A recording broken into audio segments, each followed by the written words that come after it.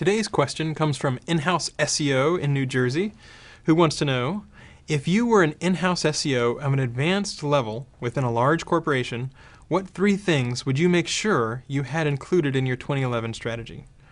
Great question. So let's start off by assuming that you really do control everything within the website and you're a really smart SEO and you've got complete buy-in from your CEO, CTO, all that sort of stuff. One thing I would pay attention to is optimizing for speed.